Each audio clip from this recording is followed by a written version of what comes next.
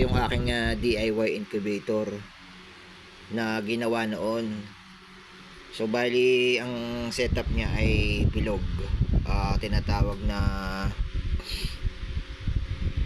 yung timba style na pabilog siya.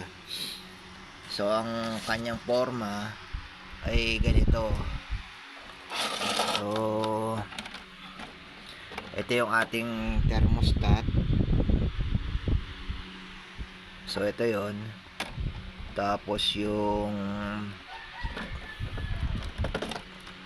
panalo sa itlog, yung pan, tsaka syempre yung ilaw. Ayan, natatanggal to. Ayan, natatanggal yan. Tsaka eto, na-adjust to, yung yero. Tapos yung ilaw. Tapos meron ditong bote. Ayan, para sa humidity. Kaso ang problema, wala akong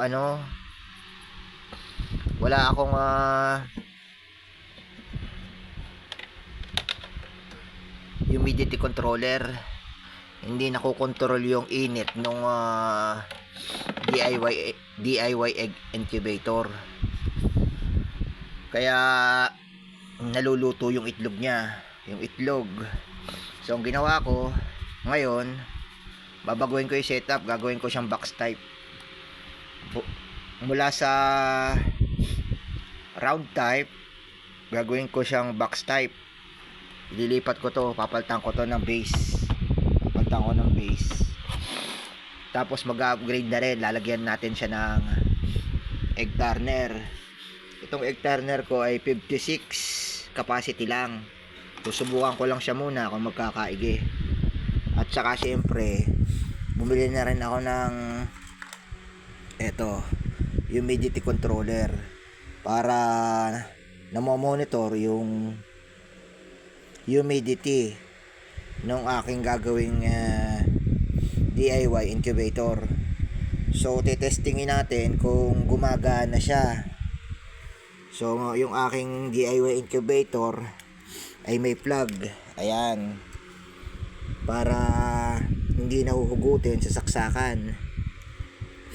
So ang wiring nito ay napakasimple lang, parallel at saka series. So ito, tetestingin ko kung nagana yung ating ikinabit dito na egg turner. So ito yung egg turner, kinabit ko lang dito sa thermostat yung wiring. Tapos itong plug ay nandito sa power supply. Tapos itong ating humidity controller, hindi nga pala siya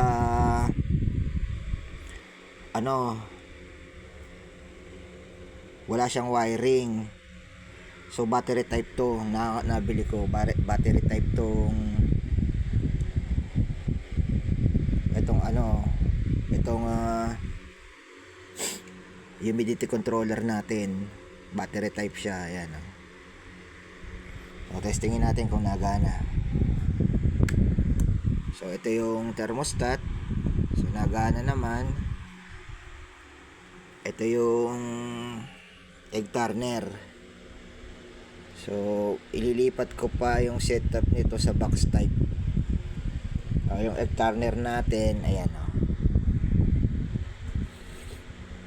gumagana naman. Yan, nagana naman siya. Yan, gumagana yung egg turner. Tapos yung ating thermostat nagana.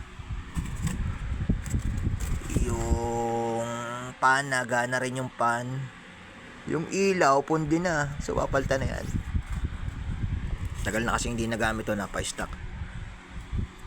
So